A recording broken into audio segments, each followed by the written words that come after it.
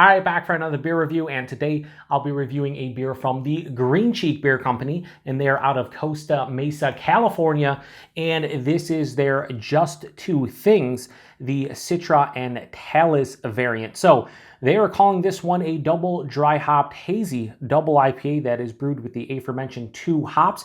It comes in at 8.7% alcohol by volume. No IBUs listed. Time of review. And this can is approximately 3 weeks old. I want to give a huge thanks and shout out once again to a very good friend of mine and viewer of the channel, Bud, for hooking me up with this one. So big thanks to him for this beer. In the description box, I'll post a link to the beer mail unboxing video I did that contains all the goodies he hooked me up with, and he hooked me up with 2 different Green Cheek beers, this and another, and I'm really excited. Why? I only know of Green Cheek because of Bud. He checks in a lot of their beers on Untapped, and they always sound quite delicious, so he ended up sending a couple my way in the most recent box he sent, and I'm super pumped for both of them. This one, though, Citra and Talus. Now, I've had Talus a handful of times, but typically when I have Talus in a beer, it's usually in conjunction with 3 or 4 other hops, so the fact that they're focusing on Citra and Talus, I'm here for it. I feel like it might be unique and interesting. We'll see. Anyway, let's crack this one open, get it in the glass, and figure out what's going on here. So, give it a pour here.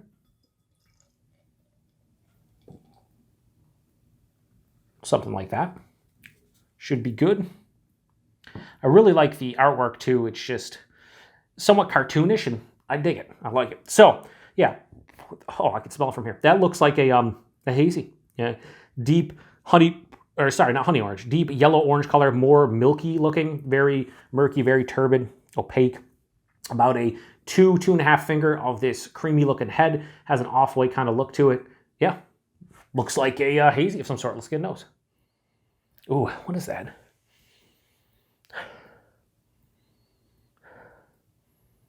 There's like a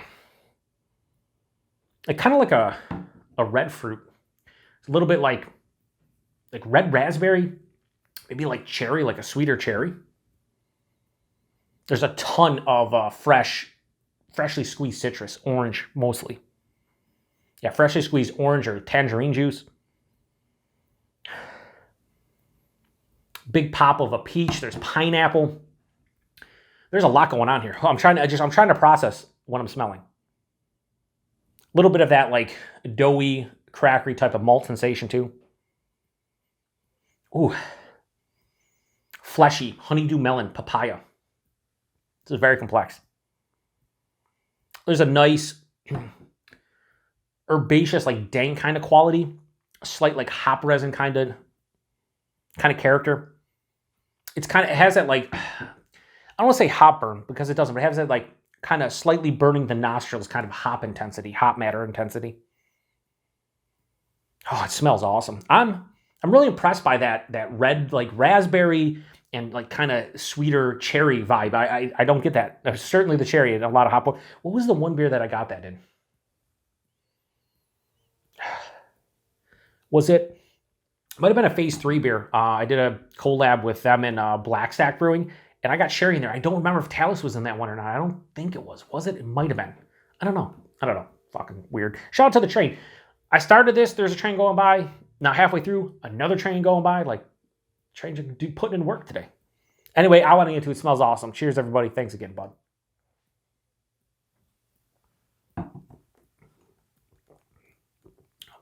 That's a fun beer.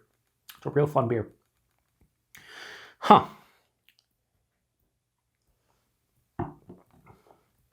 This is a different experience, honestly. Again, I haven't had many beers with Talus in it. Certainly not the focus of a beer where it's just Citra and Talus.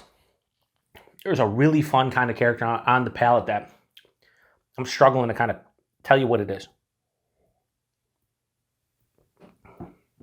By honest ones, like higher side of medium, I'm fine with it, 8.7%. Some people might think it's a little bit thin. I think it's fine. The mouthfeel, it's soft and smooth. Not necessarily creamy, but there's a nice soft smoothness to it.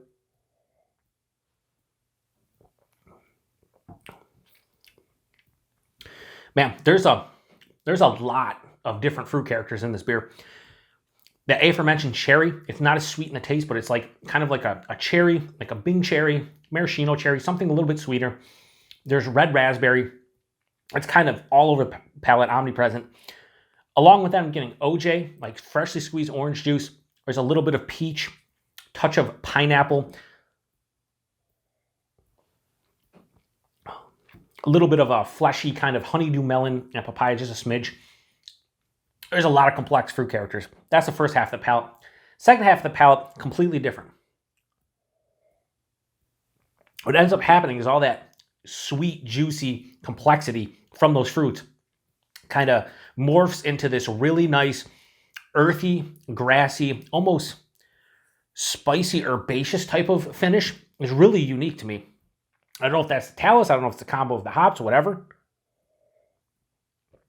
This one finishes with a mild bitterness, but it's really dry. It's almost full-on dry. So I was afraid when I first took that sip at the front of the palate. I'm like, wow, this is going to be sweet, juicy. And the second half of the palate's like, nah, bro, it's not. It's balanced. I'm like, okay. This is scary drinkable. One of the craziest drinkabilities I've had on a beer that's almost 9%. Like, I cannot even, like, I know I say that a lot, and I know a lot of people say that at this point, doing beer reviews, saying, like, it's crazy what these breweries are doing with hiding ABVs, that are 8.5, 9, 9.5, 10%. It's crazy. And this just hides it extremely well. There's no astringency on the palate. There's a little bit of a warming in the chest, but it's almost 9%. And there's no way you can detect that as far as the alcohol goes. This is fun. This is a fun fucking beer. I watched a review from Kyle over at No Hype Beer Reviews recently. He did a Firestone Walker. It was like a salted caramel latte barley wine. And he said in that review, and the reason why I'm referencing is that's kind of how this beer fits. I mean, obviously not the same, anywhere close to the same type of beer, but he was like, there's a lot of times where beers are fun, and they're fun, but they're not also real tasty. And a lot of times people are like, oh, that's a fun beer. And they're replacing fun with maybe just that's interesting, but not an amazing beer.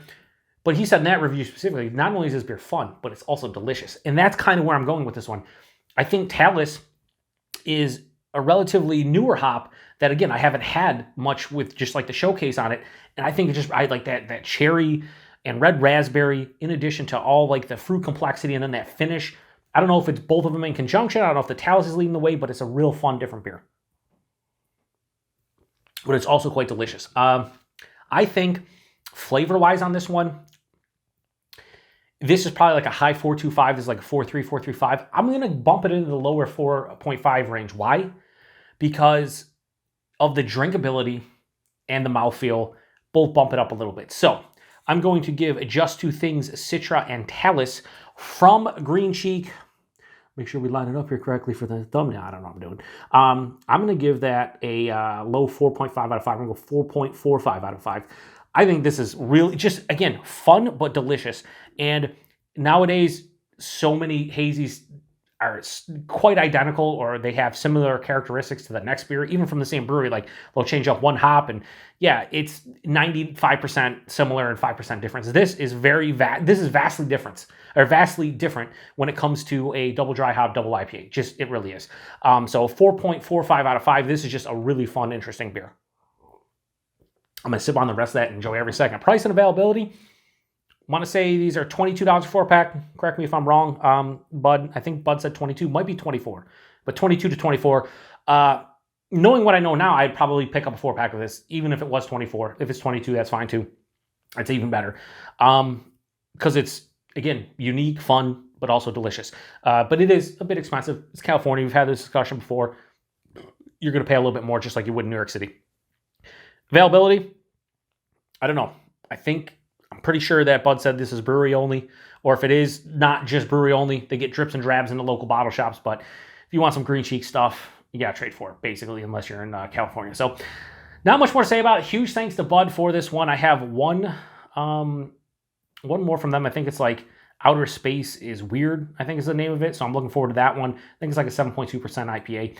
I wanted to drink this one first because it's a little bit older, but still super fresh at around 3 weeks old. So not much more to say about it. Drinkability through the roof. Really like the flavors. Super unique, fun, different, but also fantastic and highly enjoyable. I'm going to enjoy the rest of it. So thanks again, Bud. Thanks to everybody stopping by for another beer review here in the Beer Patrol. Post in the comment section if you've had this before or anything from Green Cheek, because first impressions are everything, and this has impressed me quite a bit. So till the next one, cheers.